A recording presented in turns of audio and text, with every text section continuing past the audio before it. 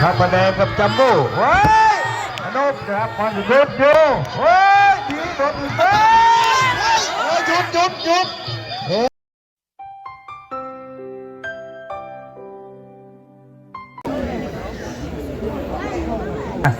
เดี๋ยวนั่งอุ้มยกที่หนึ่ง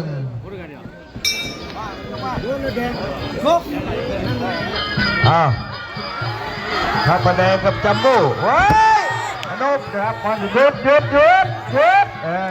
ไม่เอาไม่ทุ่มไม่เอานะครับไม่เอาละยูโดไม่เอาเฮ้ยถูกเลยนะตีนะใจจุ่มปัดแล้วมันคึกมาจากไหนกันคลิปไอ้พระประแดงโอ้ยใจเย็นใจจุ่มไหลจุ่มลงใจลุ่มเอาพระประแดงแข้งขวาเอ้ยไอ้จัมโบ้เฮ้ยดีโดนอีกแล้ว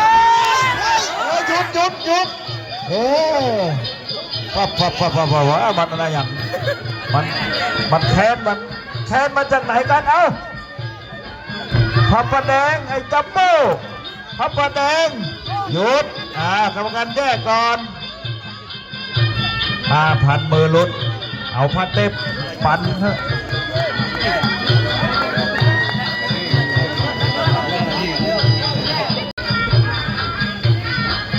ต่อยขวาไอ้จัมโบ้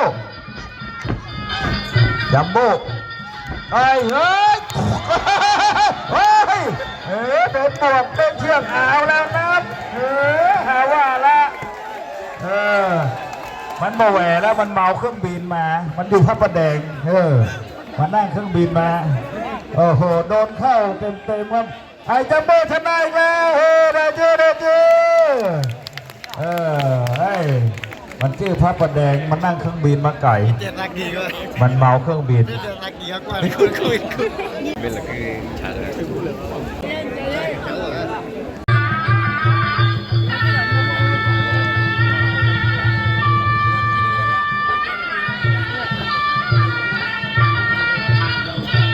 เจ็ด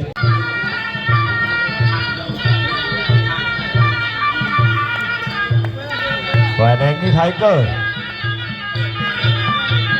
วันเกิดไม่พูดทำมวยไทยนะทำตีหัวนะครับใช้หัวเราประกาศบอกแย่ๆนะลมอย่าซ้ำห้ามตีเข่ากระจับห้ามใจหัวเป็น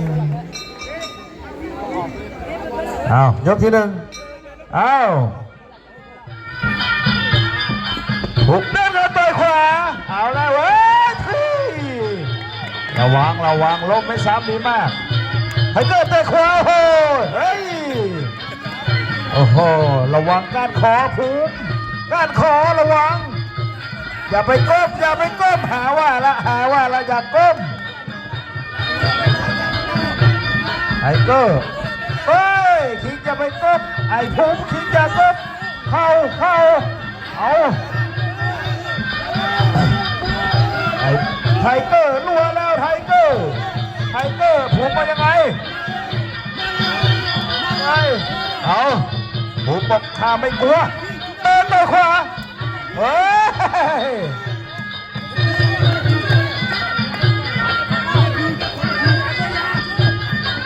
ต่อยขวาอย่าไปก้มเอาแล้วผมไม่ต้องก้มห้ามก้มชกมวยอย่าก้มอย่าไปก้มไอ้ไทเกอร์เข่าคนละทีระวังกระจับเอาเป่าปากแล้วไทเกอร์ต่อยขวาไม่โดนผมต่อยขวาได้ทันทีต่อยขวาต่อยซ้ายต่อยขวาไทเกอร์ต่อยขวาคนทีไม่ต้องก้มชกมวยอย่าไปก้มอะไรกระจับรูดบอกกระจับลูกมัดก่อน กรรมการมัดเอาหุบน้ำเงินไปขวาไทเกอร์ต่อยหุบต่อยไทเกอร์ต่อยเอาแลกหมัดกันเอาโดนหมัดของไทเกอร์ต่อยขวา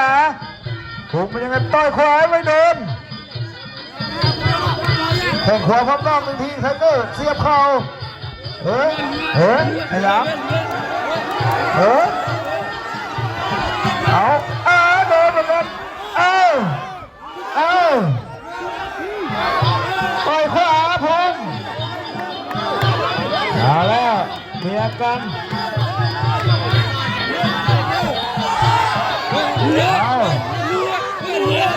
ต่อยขวาหมดยกหมดยก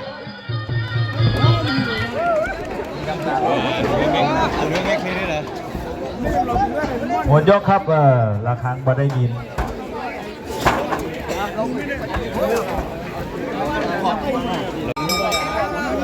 ต้องเป็นยกที่2ของมวยคู่ที่9พุ่มน้ำเงิน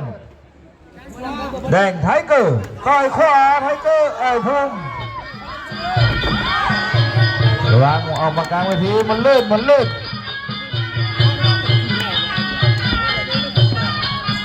ต่อยขวาไทเกอร์เอาแลกหมัดกันแล้วเข่าไทเกอร์ต่อยขวาพุ่มว่ายังไงเดี๋ยวก็หายบ้างต่อยขวาไม่ถึงเข้าใกล้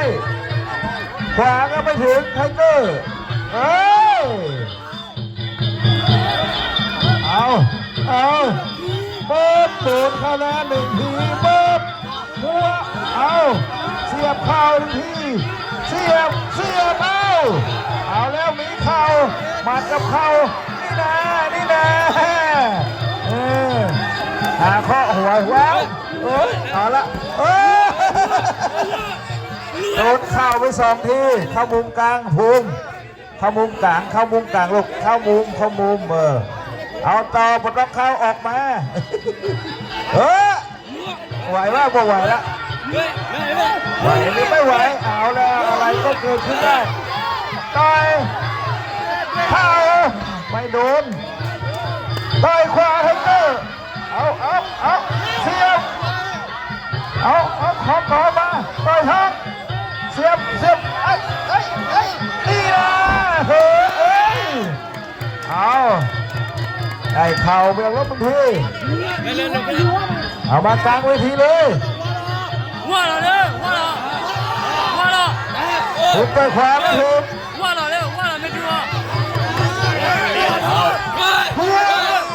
มองพี่เลี้ยงเอาต่อยไทเกอร์ต่อยผมต่อยไอ้ดิ๊กใช่อยู่แล้วล็อกคอมากรรมการแยกเอาแล้วเริ่มหายใจช้ากันแล้วหัวเอาใครจะไปเอา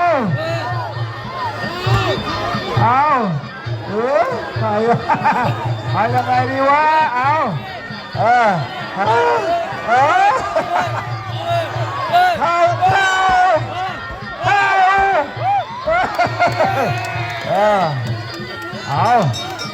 หมดยกที่2เอาไว้คอยแหมยกยก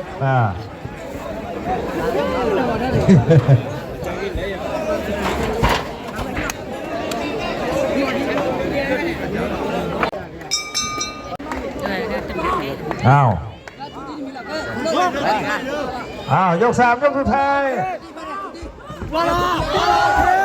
เอาละไทเกอร์ต่อยท้องผูกมือเสียบเข่านี่นะต่อยขวาพุ่มไทเกอร์ต่อยท้องพุ่มล็อกคอมาขาวัดลุกขึ้นมาไทเกอร์ต่อยขวาพุ่มล็อกมาเสียบเลื่อนระวัง มากลางเวทีเลยไอ้ไทเกอร์ทิ้งจะเดินจะเข้ามุมมาบ้างทีมต่อยขวาไม่โดนพุ่งนี่แหละล้มลงไปทั้งคู่เอาแล้วยกสุดท้ายกัจจะรู้เห็นแล้วเอามัดแน่นๆก่อนไทเกอร์เข้ามุมกลางออกมาต่อยกสุดท้ายแล้วนะมวยเร็วเจ็บที่ไปเลยลงไปทั้งคู่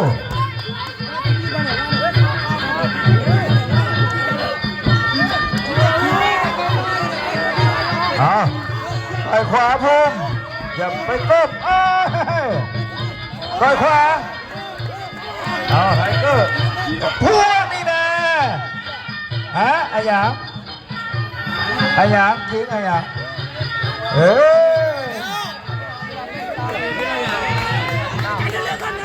ว่าเนี่ยสุดท้ายแล้วนะเว้ยออกรถเลยอย่าไปหันหลังขวาไทเกอร์ยังไม่โดนเอาผมเป็นยังไงต่อยขวาเย็บซ้ายต่อยขวา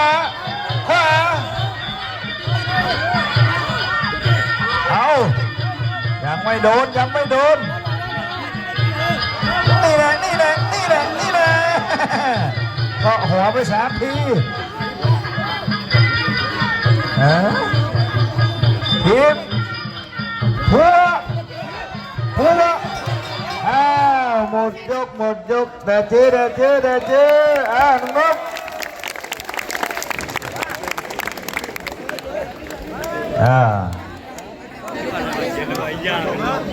เสมอกันไป